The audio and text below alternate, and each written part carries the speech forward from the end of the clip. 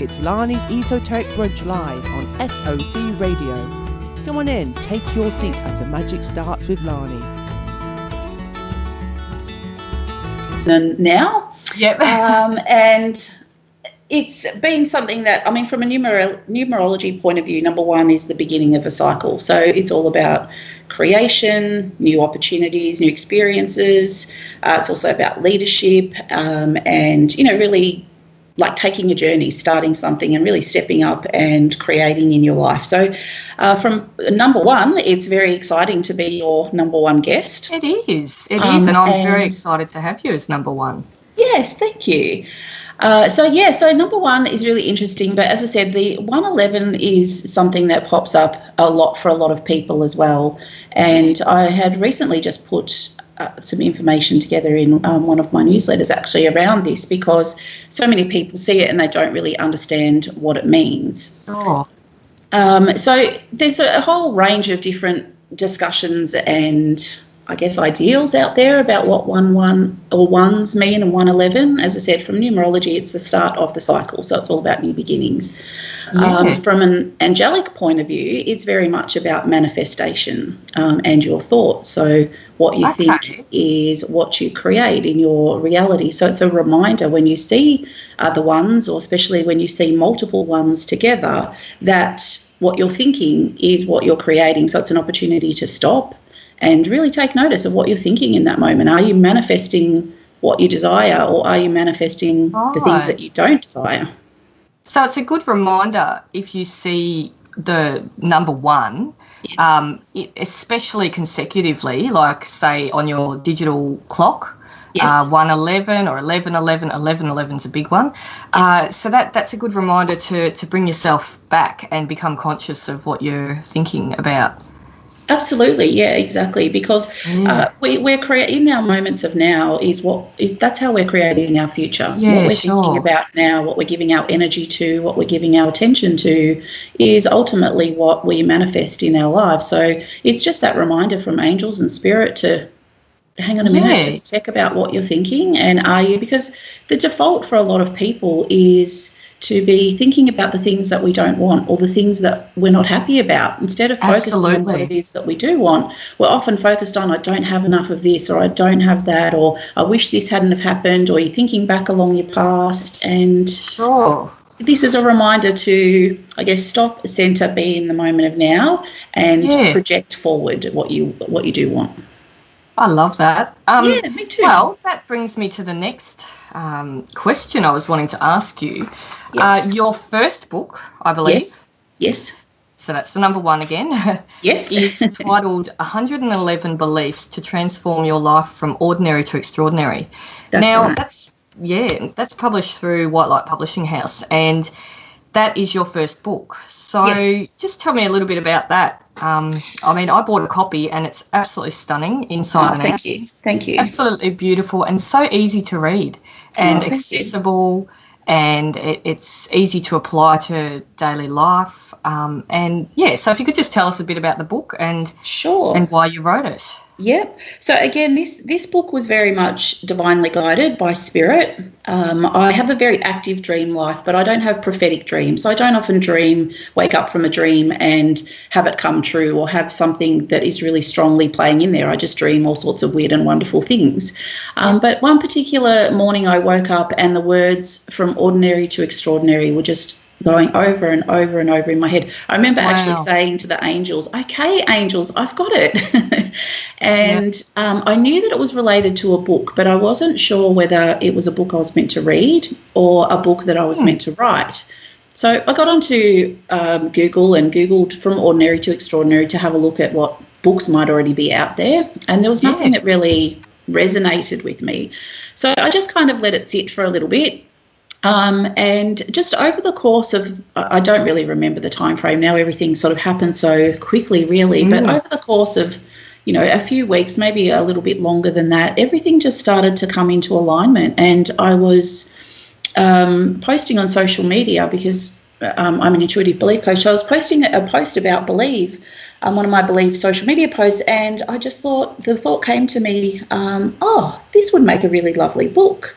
Wow. And I think it was the night before that I was, again, on social media, and all these different posts kept coming up about, you've got to listen to this inspired idea, that there's something from spirit you've got to listen to. And I actually remember, again, sitting there by myself and saying to the angels, okay, angels, if there is something that I'm meant to do, you kind of need to let me in on the secret, because I don't know what it is right now. And that's when I had that thought the next day about the book. And from there, I'm not even sure how connected with White Light Publishing House. Again, it was just synchronicity through somebody that was connected to somebody that I knew. And before I knew it, I was writing a book. And the really interesting thing about the book, and the whole, I guess it's called 111 Beliefs, because of that connection that I have to the angels and to always seeing these ones popping up in my life. And I really wanted the book to be out before Christmas. And I remember having a conversation with the publisher and saying, okay, what is my deadline if I need this book out before Christmas? And she gave me a deadline that was 11 days' time. So I actually wrote this book in 11 days as well. Oh, that's amazing. I know. 11 days, what a feat. Yes, I know. It was a big task. And so did you have a block of 11 days where you sat down and you channeled, that divine inspiration, or did you do it in bits, or what happened? Pretty much. I mean, I had the idea about what I wanted the book to be like. I had an idea of how I wanted to design the book, because I already sort of had a similar theme to what I was posting on social media in terms of the images, the feather that's used in there, and the colour. So I had an idea of that, but it all really just... I just sat there and channeled it. So I had some of the headings of the different beliefs that I wanted to put in here, but I didn't necessarily have the words. So pretty much I just sat there in blocks of time when I felt that inspiration, and just allowed the words to be channeled through to me. And I'm really proud of it. It's a beautiful little book. Oh, it really is. I've got a copy myself. So so that brings me on to the next topic, which is really related to your book, and that is you're an intuitive belief coach. Yes. So as an intuitive belief coach and an author of such a book, who seem to be the biggest sort of who seems to be your biggest clientele base? I mean, is it males, females, older women? You know what I mean? Look, it's definitely... Who do you find that approaches you the most or buys your book the most? From what I know, it's definitely females. But interestingly, lately I've been noticing more males on my Facebook page, which has been great. It is really good to, and particularly interacting on spiritually based content, which has been really lovely to see, actually. But primarily females, and they're generally, the age group is probably about 25 to 55, which I know is a big gap. But when we're talking about beliefs, this is something that affects all of us. This is not something that we can really say, whatever. We all carry beliefs, positive and limiting. And so, it really is... It's relevant to everybody, but from what I'm getting in terms of the statistics and the insights from social media and my website, it is women about 25 to 55. Yep. Yeah, and it's not altogether surprising. Okay, so what do you do? I mean, what is an intuitive belief coach? Well, I kind of made that title up myself. Yeah. Look, what I was doing was life coaching. I'd worked for 15 years in local government, and really felt that I had something more to offer the world than sitting behind a desk in that way. So at the end of 2012, I decided to leave that position that I was in, and started my own coaching and consulting business. So I really started off on this pathway of being a life coach, but on the side, I was doing spiritual stuff. So I had a group through Facebook that was called The Spiritual Life. I was doing readings for people, and my own spiritual development, and had been part of a group network. So I was doing this alongside, and it was kind of like I had these two paths that were going together. And in 2000, I think it was the start of 2016, I I said a word for the theme for my year, and that word was alignment.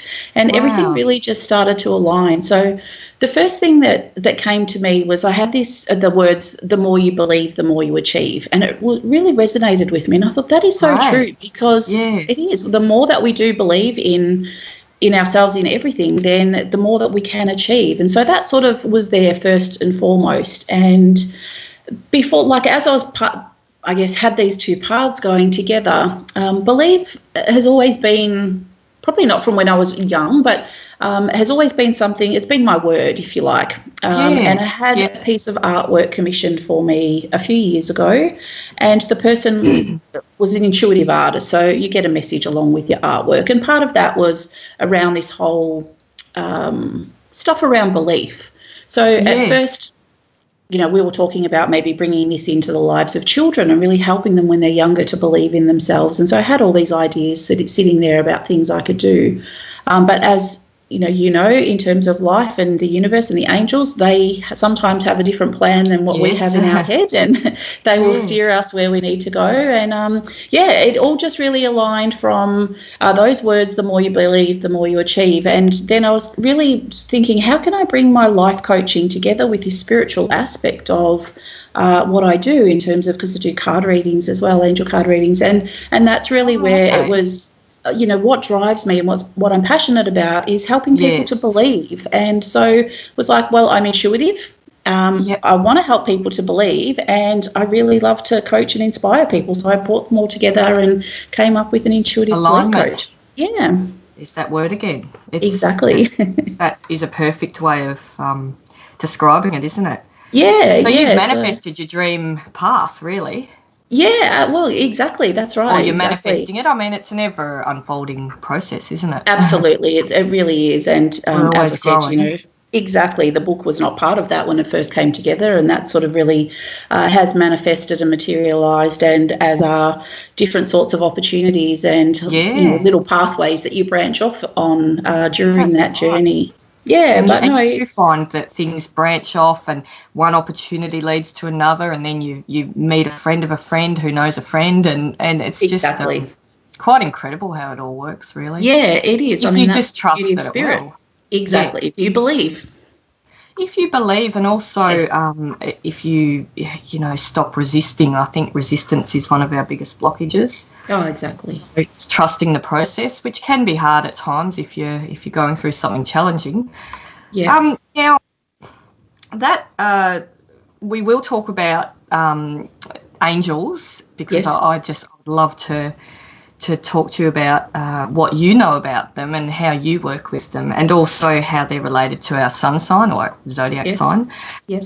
But we'll touch on that soon. But just on that topic that we were just talking about before, now I'm a bit of a master manifestor myself. Yes.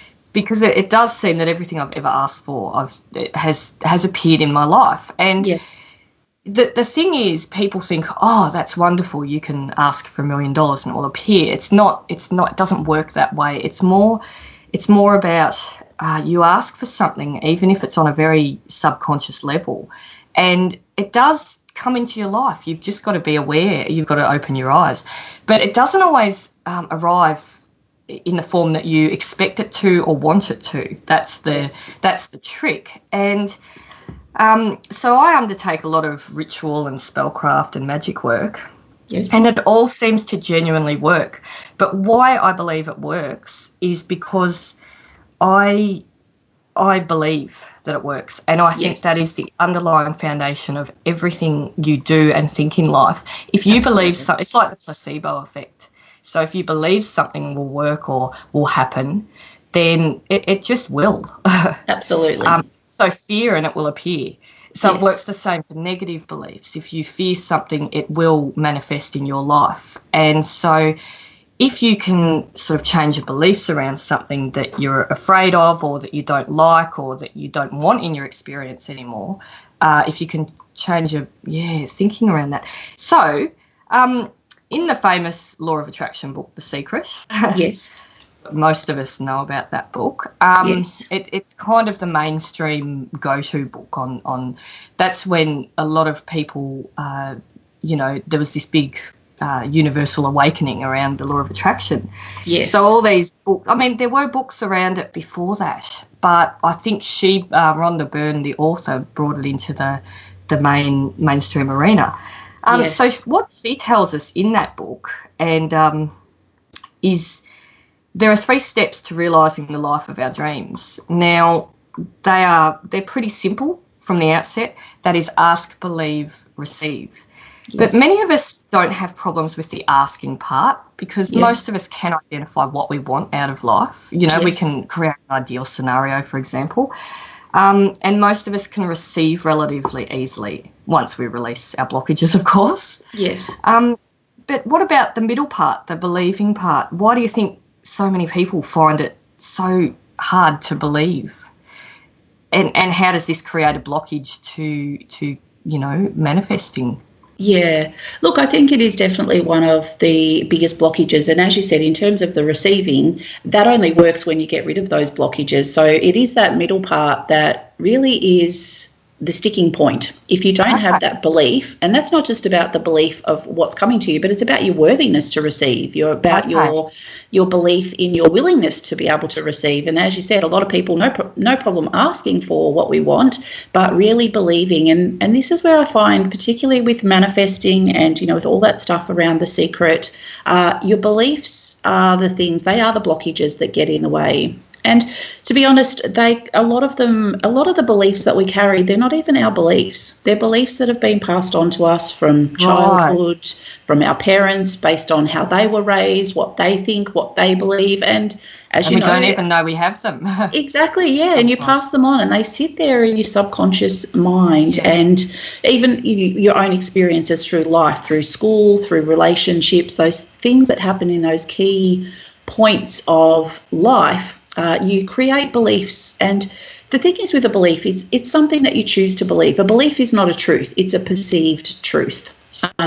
So just as we have the power to change our thoughts, we have the power to change our beliefs, because it is not absolute. It is something that we perceive to be absolute. So we might believe something, but it doesn't make it true. It's just what we believe, but it's that power of belief that gives it's the power that gives it that attraction.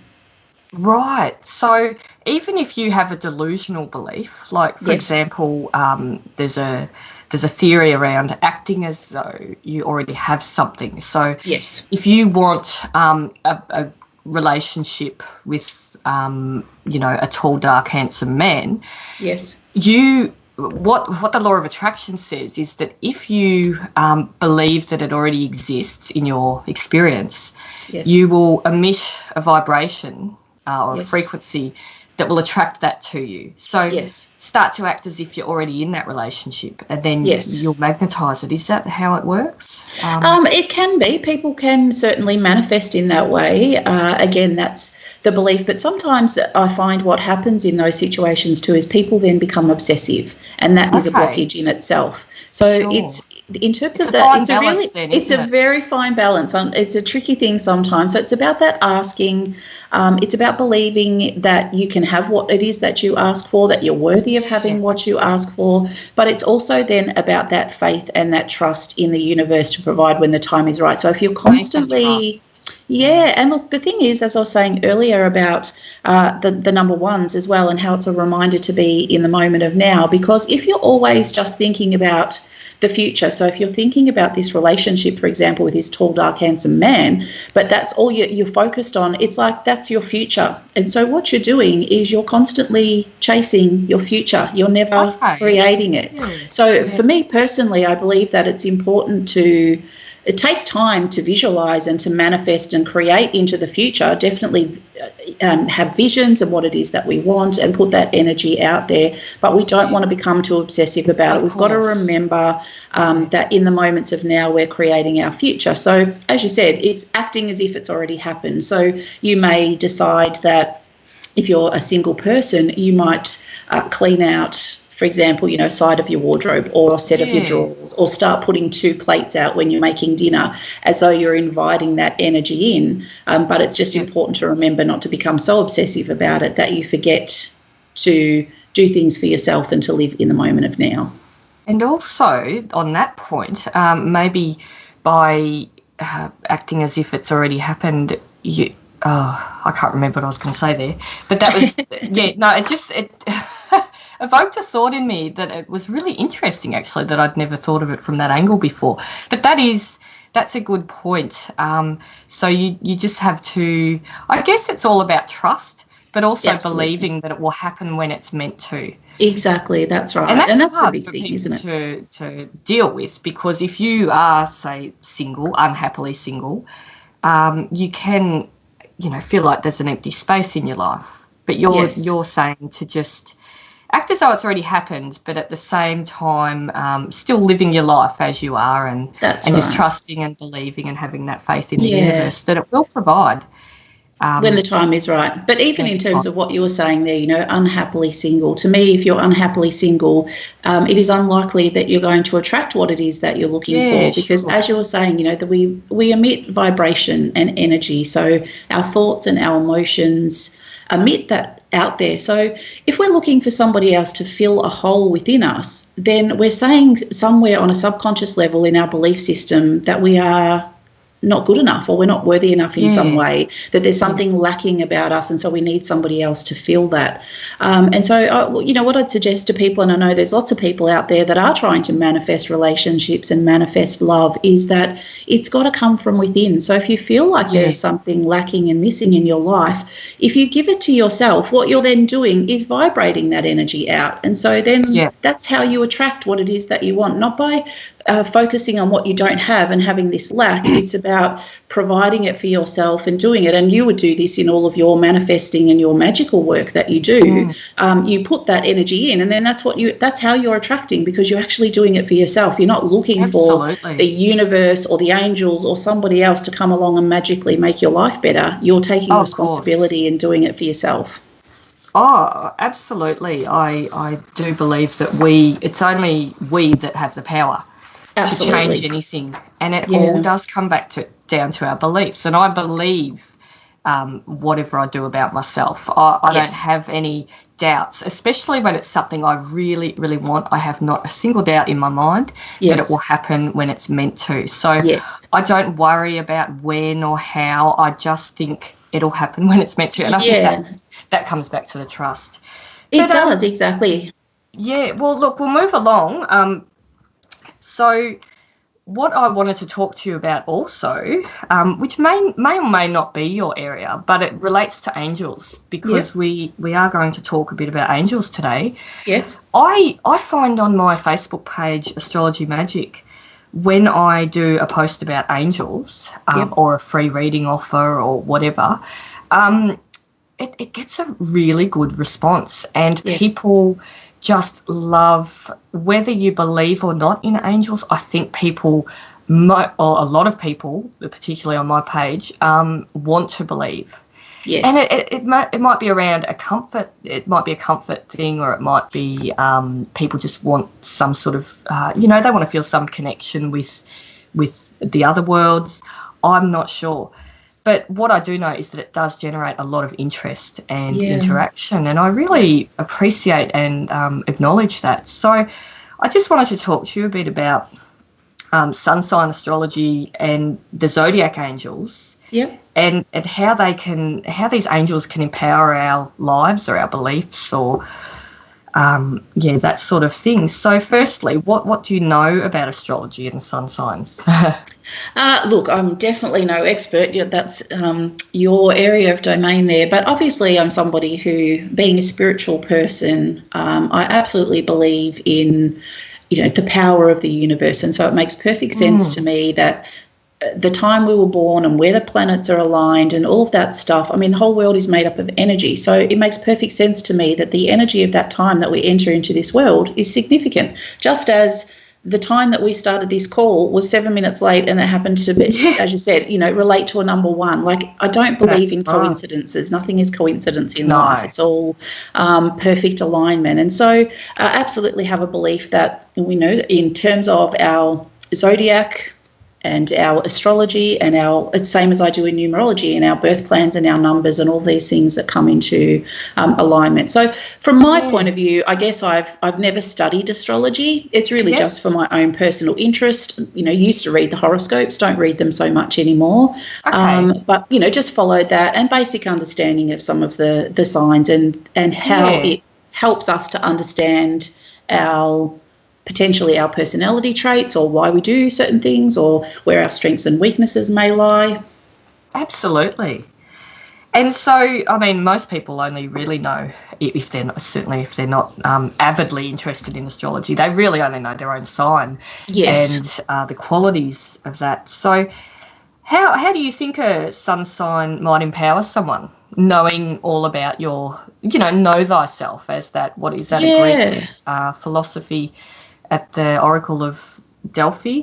Know thyself. It's so important to know and love yourself first. Absolutely. Look, knowledge is power, really, isn't it? That's right. So how do you think that you knowing about your sun sign can empower you? Well, again, I think it's just about, as I said, knowledge is power. So it's about understanding yourself. And the more the more knowledge that we have about who we are as a person, who we are as a spirit and a soul as well, because sometimes I feel like we get too caught up in the human aspect of things, and that's how sometimes it's really good to remember who we are on a soul level, and it helps us to look at things from a bigger picture, and helps us to remember that we're all connected to a divine source and energy. But to help us in this physical human existence, then the sun sign and understanding what your potential personality traits are, your strengths and your weaknesses, help to empower you. They empower you to know, okay, well, I know that this is a weakness of mine, so this is something I either have to work on, or it's like, well, I'm not going to go and do something that I know is going to highlight all of my weaknesses and not bring forth any of my strengths. So it really just gives you, like it would in any part of life or in any business or an organisation, you don't go in and make decisions and implement something that is set to fail. You want to give yourself the best possible chance to succeed in life. And I feel that knowing aspects of your sun sign and your personality really helps in that way. Okay. That's, really interesting. But I think from your perspective, I'm sure that, the sun sign is just one aspect of a person's astrology chart, isn't it? So it shouldn't define, it's like, okay, just because my sun sign says that I'm like this, doesn't mean that you necessarily are, because you might have other aspects in your chart that say, well, actually, you've kind of got this little weakness here, but you've actually got it as a strength over in this other part of your chart. So it's not so much of an issue. Well, that's right. And the thing is, the sun sign, it is our core self. Yes. It is our, but it actually comes out in most people only in their adulthood, really. As a child, we're living a lot more based on intuition and instincts. Yes. But once we get out in the world, then we sort of, I've found, this is my theory anyway, that we come into our sun sign once we develop a sense of, who we really are, because it takes us about, most of us, between 20 and 40 years, or maybe for some people it's longer, and that's fine too. But, between 20 and 40 years to really work out who we are, why we're here, what we're doing, what our purpose is, who our authentic self is, and that's the sun sign, is the authentic self. So I feel like I'm an Aquarius. I feel like I've come a lot more into my Aquarian self than I used to be. I used to sort of look at my quirks as not a great thing, but now I'm just starting to really, or in my 30s, I really started coming into my own and believing in myself more and thinking, well, I can turn these quirks into assets rather than see them as drawbacks, because I think, the people in your life at the time can give you a reflection of yourself that you don't always like. Yes. and people are there for a reason. They're part of your path to teach you, because they are all a mirror, I believe. Yes. So you've given those people permission to be there, but they're also there to teach you about your higher self. And I just think the sun sign, sure, we're not just that, but it is the core of our birth chart. Yes. So a lot of us only come into that when we're in our 30s, 40s, 50s. We realise who we are. Yes. And then we start living life on purpose rather than by default. Yeah, absolutely. Yeah, exactly. That's right. And that's a really special time of your life. And I read somewhere once that most people, or they did a survey, a really large survey, when were you at your happiest in your life? And the happiest age was something around the mid-50s. Now, I believe that's all about self-belief. Yes. Because I think a lot of the BS has fallen away back then. Yes. And you're a little bit more your raw self. Yeah. Look, it's so true. What people think anymore. Look, I'm in my mid-40s, or going to be in my mid-40s in October. And I definitely agree. I mean, I feel like in my 30s, the same as you, I felt like I really started to come into my own a lot more in my 30s. But in my 40s, even more so. And even it really wasn't until I'm now in my 40s that I've got my direction and I understand what my path is in life. And I grew up, and I remember going to school being really envious of people who knew what they wanted to do and what they wanted to be, and they just went to university and had this path all mapped out. I never knew what I wanted to do. It's taken me 40-something years to figure it out. But I now look back and go, all of the experiences that I had in life were all part of what was needed to get me here. So I wasn't able to understand what my past was at 30 because I still had experiences that I needed to live, that now these experiences that have happened to me in life help me to help other people. And, so it's just, again, everything happens in perfect divine, timing. And it really does. I think in 10 years' time, you'll have another conversation and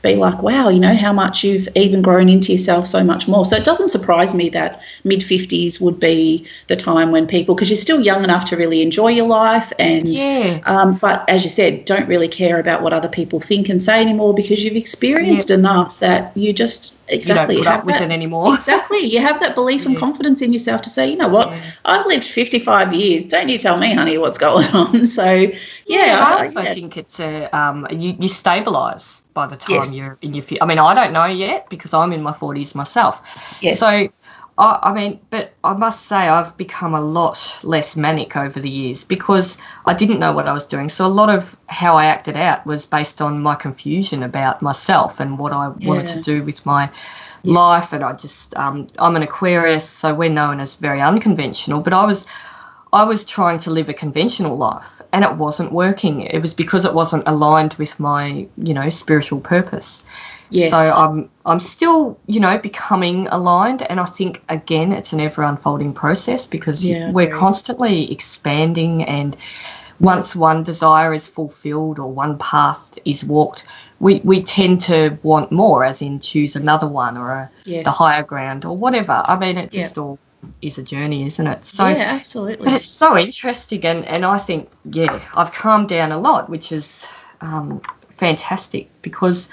But one thing, I've never blamed other people for my, any challenges or issues, because I've always had this underlying system of belief that I choose my experiences. Absolutely. I've always been very philosophical in that sense. So I really regard myself as fortunate because a lot of people do just stumble through life by default and not realise.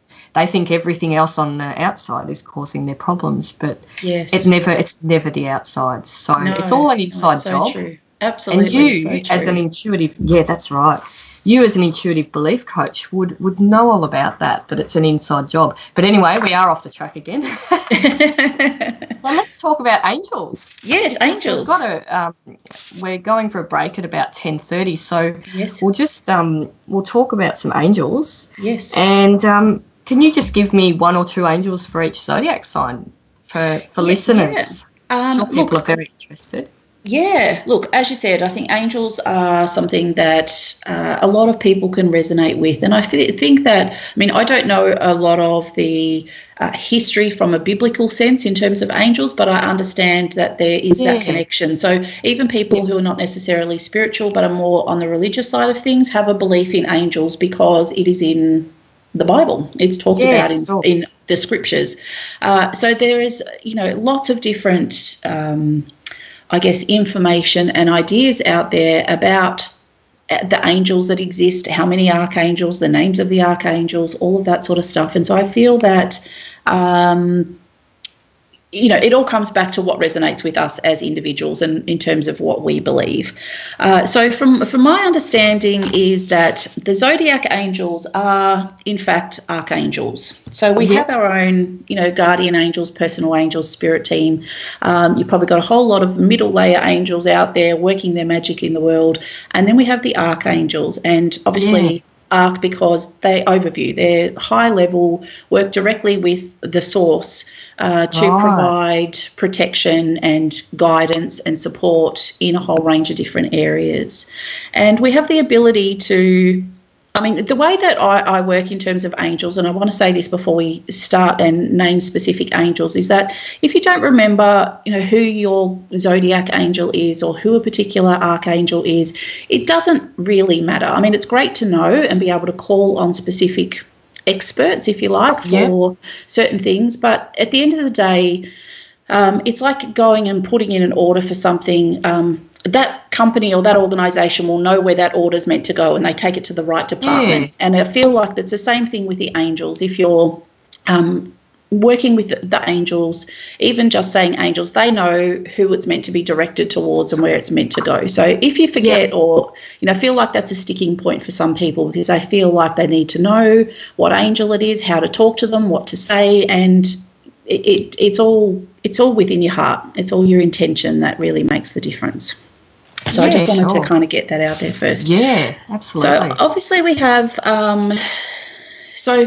in terms of the archangels, there are 15 archangels that I work with often, and they happen to fit into these astrological signs, our zodiac signs. So the first one we have here is Aries. So we've got Archangel Michael. Now, I'd be really interested actually just from your point of view, when I say what the angel is, how that if it relates to the energies of that sign. But, Archangel Michael is pretty much the angel who is almost in charge up there. His job is to shield and protect. So he helps us with our divine life purpose if we need to have energy, motivation, to make change. If we're feeling scared or frightened, we want to, we can call on him to help protect us and protect our energy. He's the great protector, isn't he? Yeah. So he has a shield and a sword. So his shield is that protection, and his sword is really for cutting ties. So it helps to, not for defense.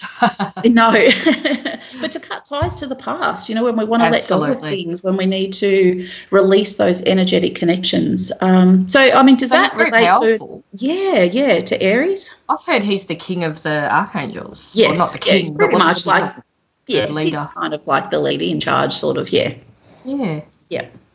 He's of the fire element, so he's Aries, Leo, and Sagittarius. Yes. Yeah. Yep. Great. So that's for Aries. Fantastic. Yeah. So that's for Aries. There are other angels as well. I'm just pulling out sort of one here just to whatever my intuition is guided to in terms of these ones here that people can call on. And, look, there's lots of information out there available online, in print, in books about angels. So if there's anyone listening and they're like, I'd really like to know more about my zodiac angel or the archangels, then, there's a lot of information. Absolutely, is just do some research. So you're just going to give us a few or an angel each for each of the zodiac signs, and so go off and go off and do whatever they need to do. So Archangel Michael, for example, because he is so powerful and really is that, as I said, he's related to the Aries. He's also related to Cancer. I didn't know that. Yeah. Yeah. Oh, sorry, to Leo. Sorry, not Cancer. Yeah, I was Leo. about to say, because Cancer seems a bit of a gentle energy. Yes. No, Cancer. Yes. No, Because he's so sorry. powerful. Yeah. Aries and Leo, which really, I guess, when you think about it, we've got the ram and the lion, haven't we? So two really strong, from an astrological point of view, really strong energies, and so it makes sense that Archangel Michael. And there's that fire element. Yeah, would be there. Yeah. So for Taurus, I feel that Archangel Sandalphon. Now there's most of the angels, their names end in EL, but there's Sandalphon and Metatron, and they end in ON. And the theory is that these two angels actually walked the earth before they became angels. The other angels have always just been archangels as created by the divine source. But these two actually walked the earthly plane before they became archangels, which makes them a little bit different, and they're brothers. So Archangel Sandalphon is really about answering and delivering prayers. So he's really got the ability. I'm sorry, I'll say he, but the angels they're all androgynous, aren't they? Yeah, exactly. So it's personal growth and prayers. So it really is that personal, of really helping to develop you on a personal level, personal empowerment for the Taurus. For Gemini, we have Archangel, or Metatron, the brother, is there for Gemini as well. And really that's about focusing on goals and being organised and prioritised, and also helping with children's issues as well. So if you've got children who, particularly if there's got any issues like ADHD, got attention or learning disabilities, then this angel can really help both the children and the parents to bring bring more organisation and structure and power and wisdom and all of that together to really help to create. Like in most of those children, they need structure and they need routine and they need certain things happening in that angel. That's how he really brings that in. So that's a really good one to work with. For Cancer, we have Archangel Gabriel. And Gabriel is really there to assist with communication, and in all forms, whether that's orally, whether it's with writing or journaling, also in terms of getting pregnant and so fertility as well. Yeah, fertility, which does link in here with that Cancer element. Okay. Virgo, we have Archangel Raphael. Now, Raphael is another. We didn't do Leo? Sorry. Well, that was Michael. The same as Aries, yeah. Fantastic, okay. Yes. So with Virgo, we have Archangel Raphael. Now, Raphael is very much linked with Archangel Michael. The two of them work together very often. Archangel Raphael is known as the healer. So his job, he's associated with the colour green, which relates to our heart chakra. And his job is healing. Yes, absolutely. So his job is to help with healing. But he also helps with things like, so for example, working with Archangel Michael, when you need to let go of addictions, whether that's physical addictions or within your thinking or patterns or behaviours.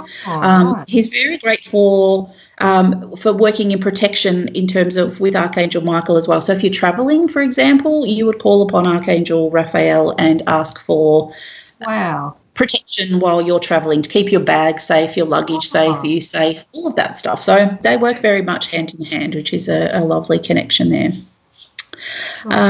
Next we have Archangel Raphael is also linked with Libra as well, and Aquarius. But what I want to pull out for Libra is Archangel Shamuel. And this is a beautiful angel that is really about... Just like Libra. Very soft and gentle and beautiful and focused on love. A little bit of healing as well, but really about... relationships? Yes, relationships, and again, a life purpose as well, but really that relationship stuff and your energy, and also to help release all of the old stuff that gets in the way, in terms of relationships as well. I think people get blocked a lot from carrying things from the past. So this angel can help to really change all of that, let go of those old patterns and thoughts and behaviours. Yep. Next we have Scorpio. So this is my sun sign, and I'm going to pull out Raziel, Archangel Raziel for Scorpio. Yes, and this really, this angel is very much connected to manifestation, dreams, past life, all that esoteric information, magic and divination. Akashic records? I don't know that this angel, I thought there was another angel actually that did that, but it could be related to this one, and I just haven't got secrets. it. Yes, well, it would be. That's a Scorpio theme. Yes, absolutely, exactly. So it's just interesting even, having this conversation with you, how these angels that are related to the zodiac signs, how they actually link to what those aspects of that sun sign is. Yeah, so it's very exactly. For Sagittarius, we have Archangel Zadkiel. Now, this is an angel of forgiveness, compassion, kindness. It's also helps with healing from emotional issues and in relationships, and can help in terms of memory as well. So some really beautiful, again, another really beautiful quality about this angel. Yes. For Capricorn, I'm going to say Archangel Haniel. Now, this is the angel who is also known as the angel of the moon, who oversees the moon. We've just had the full moon recently. So Archangel Haniel really brings beauty and harmony to life, but is very much connected with intuition and with natural healing. So, all of those, like going back to basics, back to nature, and using natural products and natural, all the things that nature provides in order of healing. That really can help to let go of all of the fear, let go of blockages, and to bring loving people and energy and experiences into our life. So a beautiful angel that I like to work with. Okay. Now we have Aquarius, and this was related to Archangel Raphael as well, but also Archangel Uriel, who we haven't really talked about yet. And again, you're Aquarius, aren't you? Yes. Yes. So this is all the alchemy, the divine magic and the manifestation, which is all the stuff that you love to do. He's my angel then. And all this spiritual understanding of being able to really solve problems, studying, writing. I mean, you're a machine with writing books. You've got so many books, you're great. So, this angel is probably working with you without you even knowing it, if you haven't been calling on this angel, because this is the energy that this angel likes to work with. And the last one I have here is Pisces. Pisces is Gabrielle as well, and also Sandalphon. So we've covered those two angels in terms of what their purposes are. Well, that was an interesting point you made about how all the angels for each sign somehow link in with the qualities of that sign or the characteristics. So, for example, Raziel, I've done a bit of work around him, and he's the angel for Scorpio. Sorry, I shouldn't say he, but the thing is with angels is that you can work with them as a male or female. It's completely they're an energy, not a exactly. And I feel like it's a personal choice as well. Like if you start to invite the angels into your life more and work with them, or maybe try to meet them through meditation or something like that. For me, Archangel Gabrielle is a female energy to me, but for most people it's a male energy. So, it's a really personal thing. And again, it's about whatever you believe in. That's the beauty of spirituality. There is no hard and fast rules. You get to choose what you believe in. And as long as we're all abiding by those simple universal laws of love and kindness, you get to choose. Exactly. Yep. And I guess one day you might work with Gabrielle as a male energy, a masculine energy, and the next day you might be wanting something completely different, even though it might be along the same lines. So you might work with him or her as a female energy. So it's all about well, that's right, and it's about working with the actual energy, not the gender. Yes, that is so true. With genders, of course, there's all our human conceived connotations and conceptions around that. So that's right, exactly. But we have both as well, don't we? So even though we have both as well, so even though we are considered female, we still have masculine qualities about ourselves. So, yeah, it was quite hard when I was writing my Divine Zodiac Messages book, which hasn't yet published, but I did a whole section on angels. And it was quite difficult because I'd write quite a number of paragraphs about each angel to not use the word he or she ever. I know. I find the same this thing. Angel.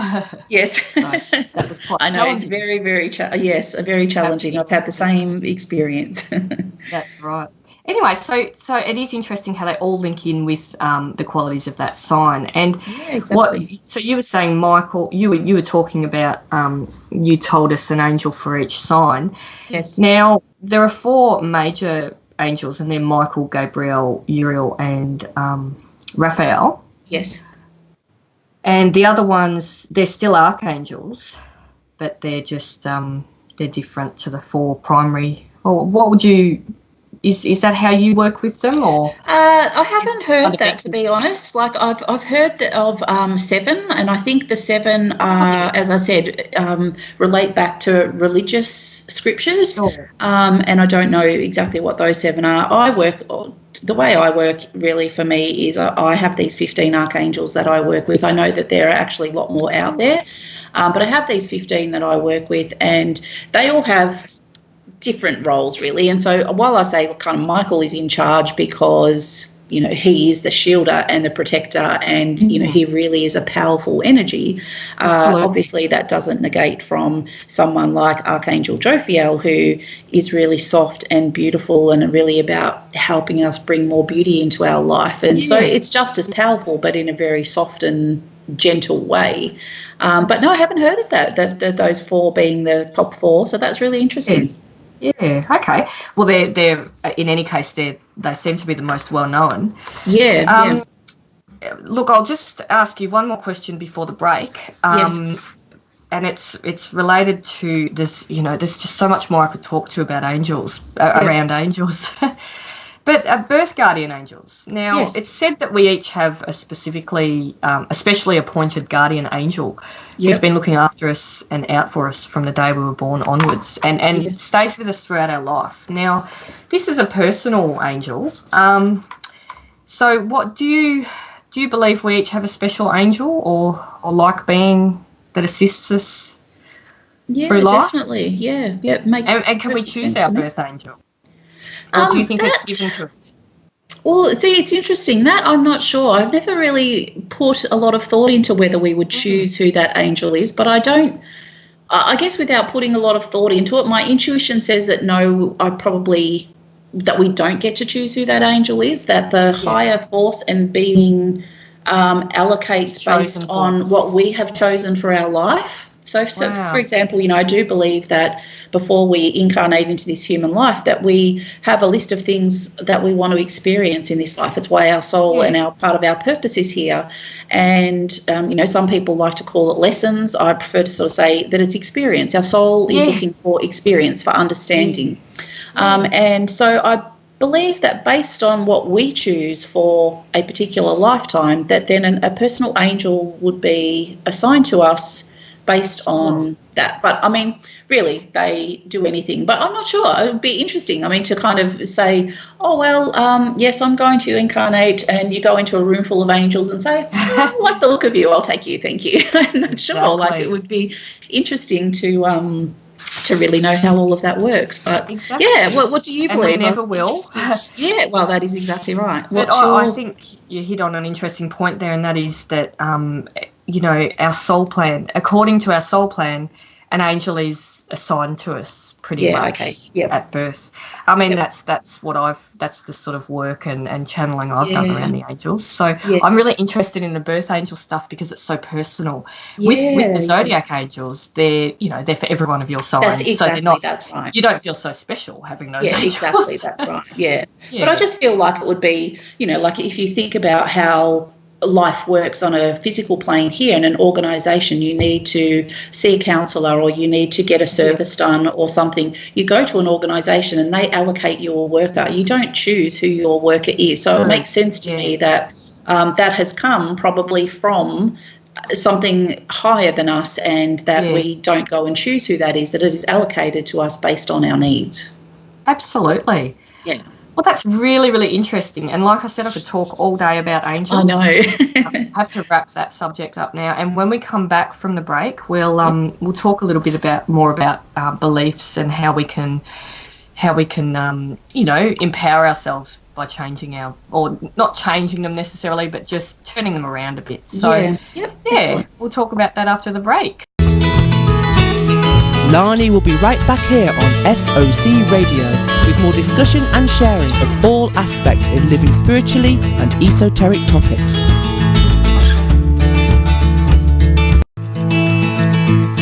SOC Radio aims to provide a wide range of hosts, shows, views and opinions while endeavouring to maintain our three vital principles of openness, honesty and integrity, covering all aspects of spiritualism, mediumship, healing, personal and spiritual development for all faiths, religions and walks of life as a way of life.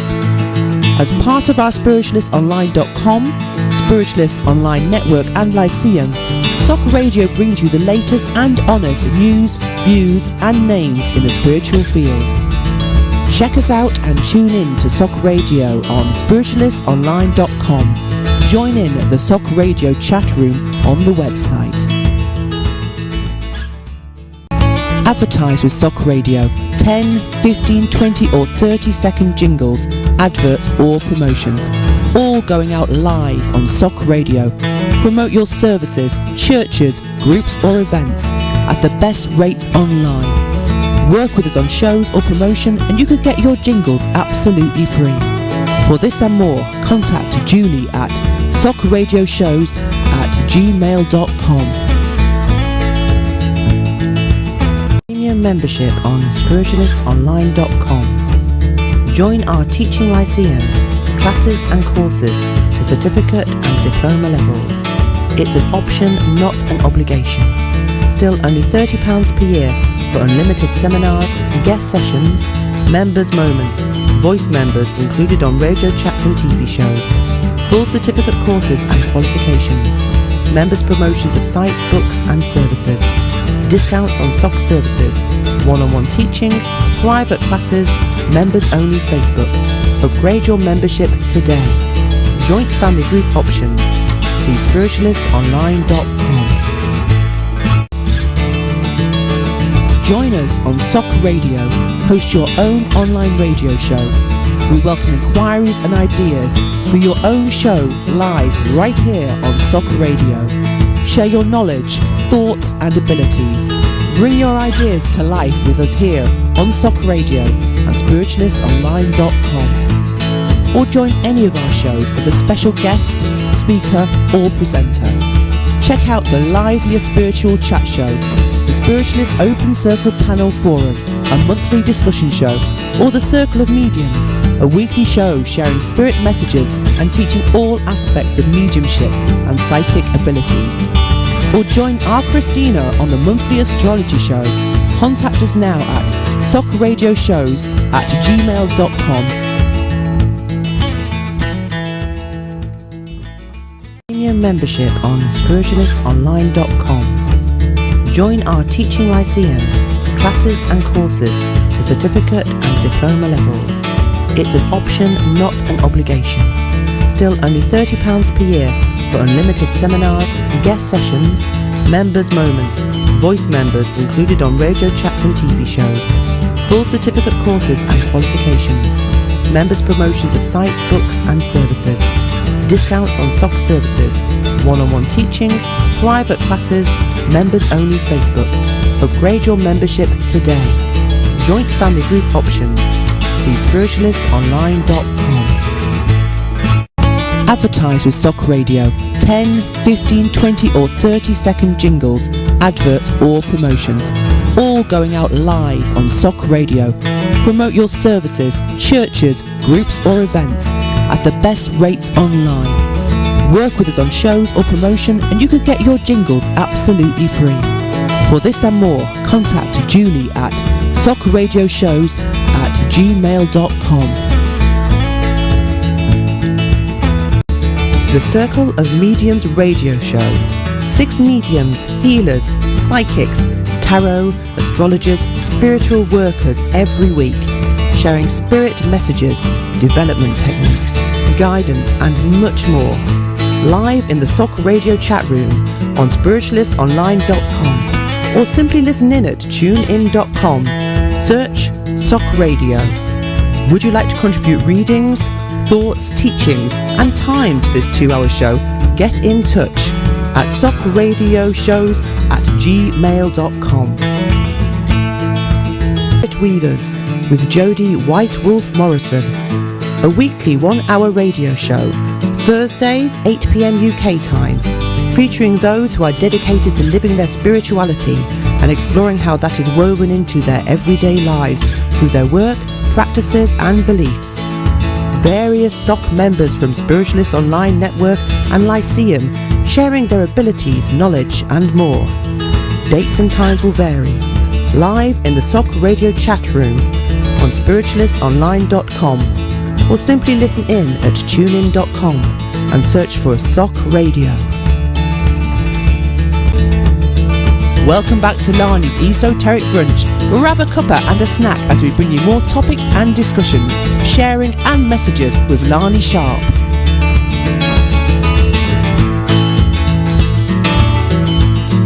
Go. Hi again. I'm just talking with Kerrie Bernhard, and we are talking about, today we're talking about a number of topics, which are so interesting. But I'm going to take you back, Kerrie, to what we were talking about before, and that is that you're an intuitive belief coach. Yes. I just wanted to know, what exactly do you do? Okay, so there's a number of things that I do. First, I have my intuitive coaching. So as I said at the start of the show, in terms of what kind of brought me to being an intuitive belief coach was this life coaching and then the spiritual side of things. And then they all align together. And so now I use that intuition in my coaching. So I work with people individually for whatever reason that they might need. They're looking for clarity, they're looking for more confidence, they want to work through their limiting beliefs. They want to know how to set goals and create an action plan and how to get from point A to point B. Right. That's how I would work with people. So there's very much still that practical side of coaching and really setting goals and having a plan and knowing, we all know if we're driving somewhere, it's so much easier to get to that destination if we know the way that we're going rather than just driving aimlessly around going, I hope that I find my destination.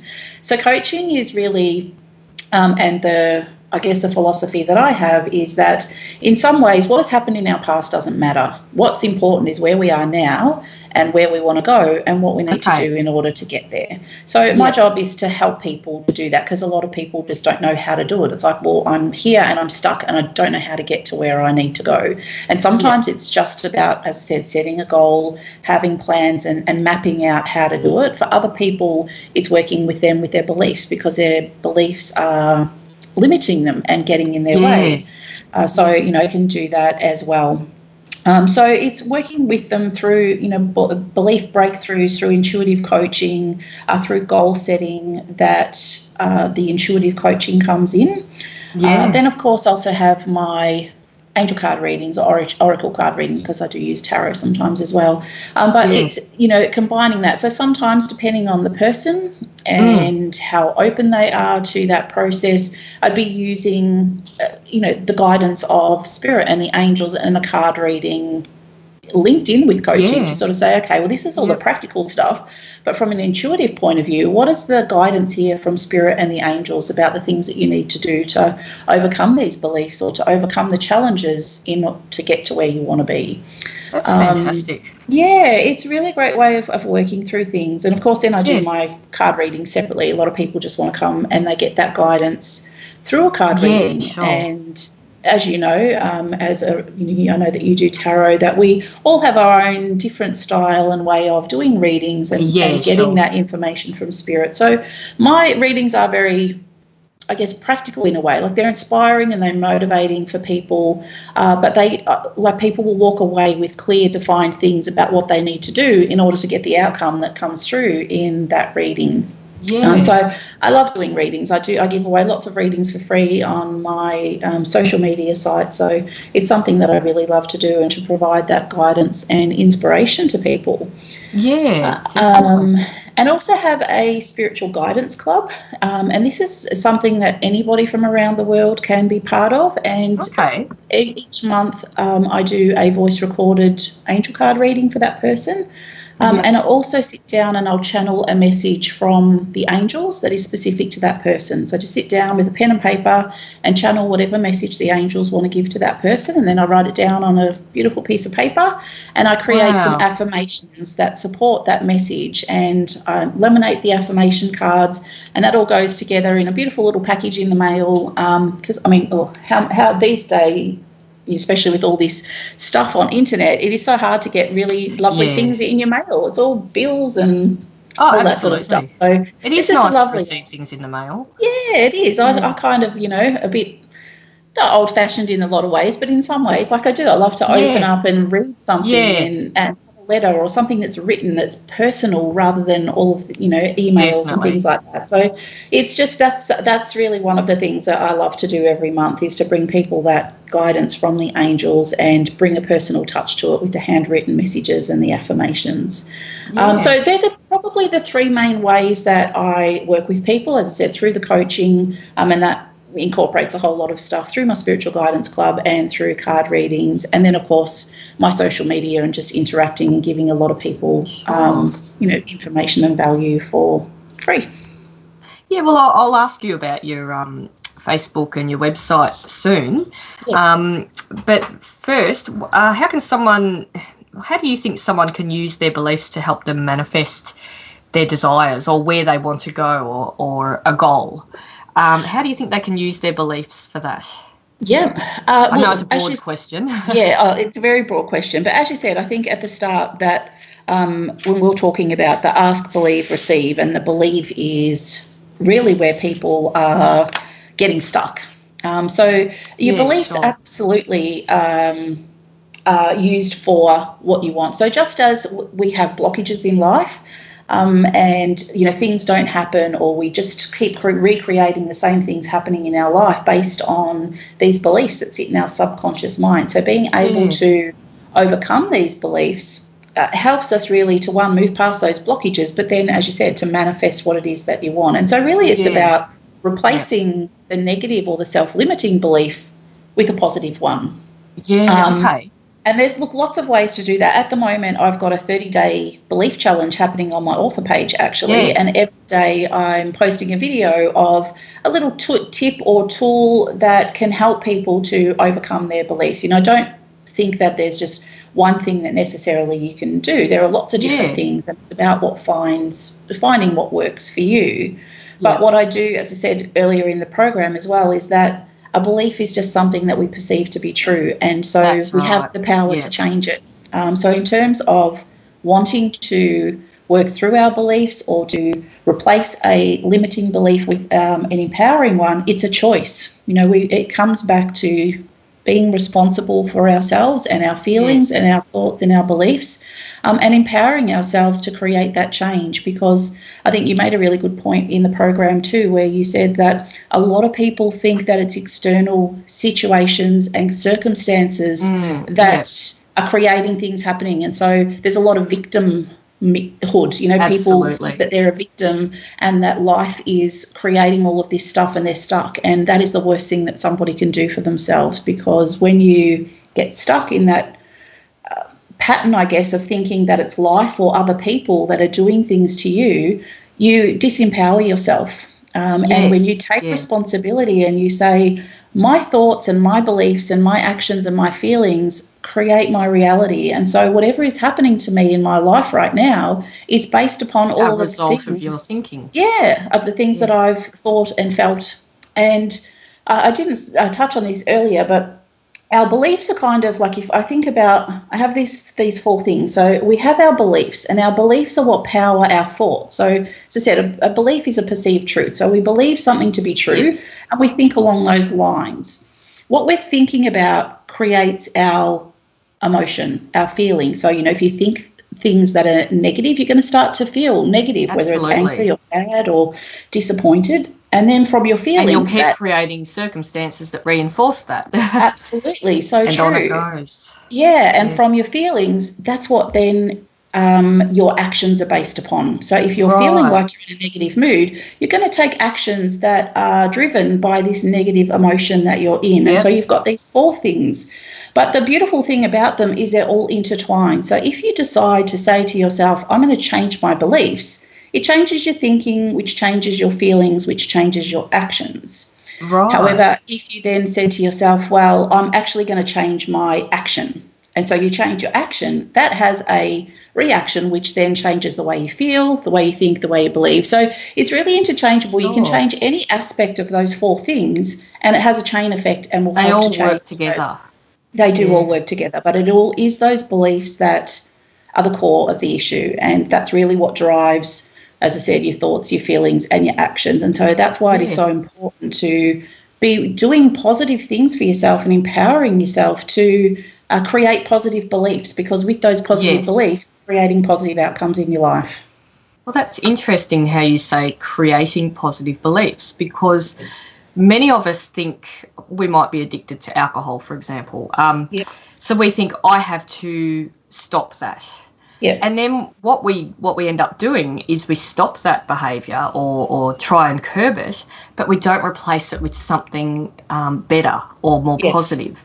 So what we need to do, instead of just changing a belief or a behaviour, is to replace it with something better or improved So it's not about just changing negative beliefs, it's about replacing or creating something positive out of it. So instead of drinking, you might think, well, I'll replace this with something, a positive behaviour that gives me pleasure. Then it will be successful. But it's very hard to challenge negative beliefs if you don't have something positive to replace them with. Yeah, absolutely. That's right. And, so nothing works on its own, does it? No, that's right. And there are so many ways that you can do that. As I said, the 30-day challenge that I've got on the moment is just 30 particular ways that I've come up with. I mean, there are so many more. So, don't believe that there's just one thing. There are certainly processes you can go through to work through your beliefs and identify what they are, where they came from, which, as we said at the start of the program, knowledge is power. So sometimes just understanding what your beliefs are, that's right. where they came from, and why you've decided. And that's something that a lot of people don't take the time to do, is to really sit down and say, for example, you're having difficulties with attracting love into your life or having a healthy relationship. So you'd sit there and say, okay, well, what are the beliefs I have about love? This is it. And, all of the things that you just believe that whether they're personal, like I'm not good enough, I'm not worthy enough, I'm not pretty enough, that love is crap and that it hurts and it's painful. Or that everyone ends up divorced anyway. Exactly. All of those things, and sitting there and then going, okay, well, where did each of these come from? Oh, well, my mum told me that one, or I chose to believe that because somebody broke my heart once, or, and just really working through where they come from. Is it your belief or is it someone else's? So straight away, all the ones that are actually not your beliefs and belong to someone else, you have a choice then to say, why am I carrying this? It's not even my stuff. Well, get rid of those ones straight away. And then the other ones that are left, that you kind of go, well, I've chosen to believe these things. That's when you challenge yourself and say, well, as you said, replace it with something positive. Well, if I didn't believe that, what would I believe? If I was somebody who had the most healthiest, beautiful, loving relationship, what beliefs would that person have? And how can you, shift your beliefs from where they are to somebody that has what it is that you want? And then there's obviously processes you can go. This is all these practical steps in this challenge I'm doing help to allow you to get from that point, from what you've got now to what you want to have. Well, that's really interesting. So you talk about, or you in your work you do, you work with how to overcome negative or unhelpful beliefs. But what like the beginning of any process of change or transformation is to identify the belief in the first place. Because yes. what I find from my experience and observations, I find that most people, not most, sorry, I shouldn't use such general terms, but many people who are experiencing really negative life experiences, not enough money, not enough love, not enough friendship, not enough of this or that, they don't even know that they have that belief in the first, that they don't even know. So, yes. so how can you change anything that you don't even know, but that you're not aware of? That's right. Yeah, exactly. So do you help people to identify and uncover any beliefs that might be blocking them? Yeah, absolutely. But I mean, the first step, as you said, is really about identifying. And so before even identifying, it's that wanting to identify. Some people don't want to identify what their beliefs are. Some people are quite happy living life being a victim and blaming everyone else because they don't want to take that responsibility. It's a comfort zone thing. Exactly. Taking responsibility means that you have to create change. Otherwise, if you take responsibility and say, wow, this is actually me and not someone else, you kind of, once you know, then you can't just ignore it. You've got to do something about it. And so I feel like, particularly in the people that I like to work with, they're people that are ready and willing to create change. Working with people who don't want to create change, who are not ready to face the truth, is very difficult because it's a personal choice. And so to me, it's about really that going, okay, there's something is not working for me in my life. I know that I don't necessarily know exactly what it is, but I am willing to explore it and do what I need to do to create change because I want to be happy and have a beautiful life. And so to me, that's the most important thing. As long as somebody has a willingness to explore and to create change, then we can get outcomes. So I guess that would be your first step then, is identifying that willingness or absolutely. Yeah. And most people that will approach me for coaching or guidance, they have that willingness. Not necessarily, I think, through card readings, because people are just looking for guidance or information. What people will do after that, I don't have that control or that connection with, really. Do you know what I mean? Like people then, it's like, well, that's your responsibility to go out and act upon the guidance that is provided through that reading. But in coaching, I very much have a responsibility to the person that I'm working with to help them and to support them through that process. So that's, very interesting work that you do. So what would you say is your ultimate outcome for those you work with? I know that's another broad question. Well, look, my ultimate outcome obviously is that people believe in themselves. I mean, I have kind of four areas, and that is everything I do is based upon helping people to believe in themselves, to believe in life, to believe in love, and to believe in spirit. And I feel like these four things together. That's really nice. Really. I love believe in love. Yes, exactly, because so many people don't. And we're so closed off, aren't we? Exactly. And love is not just about romance and sex and those sorts of things. That's right. Love is about our connection to each other and to ourselves and to spirit. And that's why I feel like those four areas, when you believe in yourself and then you believe in life and our purpose and why we're here, believing in love and our worthiness and our connection, and then, of course, spirit, which is, what makes it all happen. And so that's my ultimate outcome for people, is that they walk away feeling that belief in all of those areas of their life, that they're empowered. That's, another really important thing for me, that people are empowered to create that change for themselves, and that they walk away with tools and tips and techniques that they can implement in any area of their life. So if someone comes and has coaching with me for a particular issue, they're going to be given skills and knowledge and tips and tools that they can take away and use in their life later on down the track when something else happens, because we've always got challenges and things happening in our lives that we need to overcome. And so that's a really beautiful thing that is the outcome that I really want for people, is that they don't need to rely on me, that they are empowered to walk away and rely on themselves. But you're just helping them with the tools to enact that change. Yeah, exactly. And just being, creating that safe space for them to explore and to create that change, yes. And that's just amazing work. That really is. Now, we have to wrap up in a moment, so I'll just ask you, and we'll just touch on both very briefly. there, just to conclude, what is the single most important thing someone can do to turn a negative or unhelpful belief or behaviour around?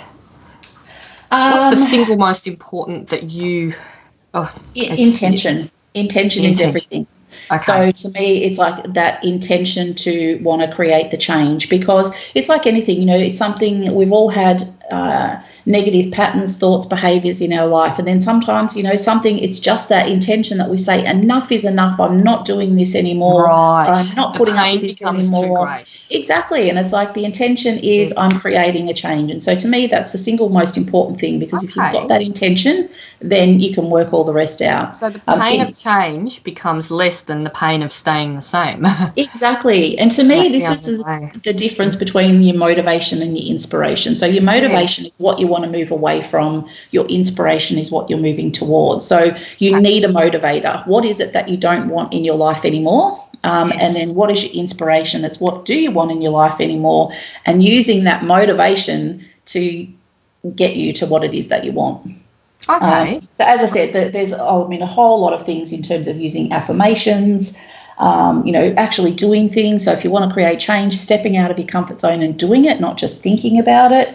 Sure. You know, it's having faith, belief. Like there's just so many things that you can do in terms of little tools and techniques. But it's really that, as I said, that intention to me is the most important thing, that if you have a strong intention to want to change your belief, then all you need to do is find a tool or a technique that is going to help you, and people can, you know, log on and have a look at my 30-day challenge and find something in there that might help them. Well, great. We will talk about your, or I'll just ask you about your website, your Facebook page, and anything else you wanted to share about how people can find you. Yeah, sure. So my website is www.kerrielee, and that is KERRIELEE.com.au. So that on my website obviously has information about the things that I do. Also has my free daily and weekly readings on there that people can follow and get inspiration and guidance from. People can contact me through the website. I also have Facebook, so people can find me on Facebook at Kerrie Lee Belief Coach. Again, Facebook has I do all my free social media inspirational posts, my readings. And there's also a group that I have on Facebook called The More You Believe, The More You Achieve. So for some people... How inspiring. Yeah, some people don't like to comment a lot on Facebook because of the way that the privacy is. You comment and then all of your friends and family see that comment pop up on their own news feed, whereas in a group it's a safer space and environment for people to interact. It does tend to pop up on news feeds. I don't like that either. But anyway, we better wrap it up now because it is 11 o'clock and we'll finish up. But what I'll is that all of your pages? Oh, what about Instagram? And Instagram is the same, Kerrie Lee Belief Coach. So they're pretty much Facebook and Instagram are the two main ones that I use, and obviously my website. So those keywords, Kerrie Lee, really. I mean, people. That's right. Yep. Okay, so next week, at this same time, my special guest will be Rosa Carafa, who's an author and artist, and I really look forward to it. So you can find me on Astrology Magic on Facebook, or Lani Sharp Author. So, thank you. Thanks, Lani. It's been great chatting with you. Yeah, thanks.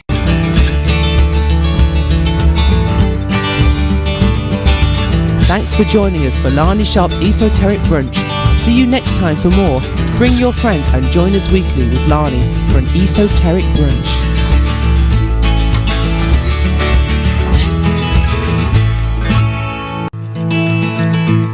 Sock Radio aims to provide a wide range of hosts, shows, views and opinions while endeavouring to maintain our three vital principles of openness, honesty and integrity, covering all aspects of spiritualism, mediumship, healing, personal and spiritual development for all faiths, religions and walks of life as a way of life.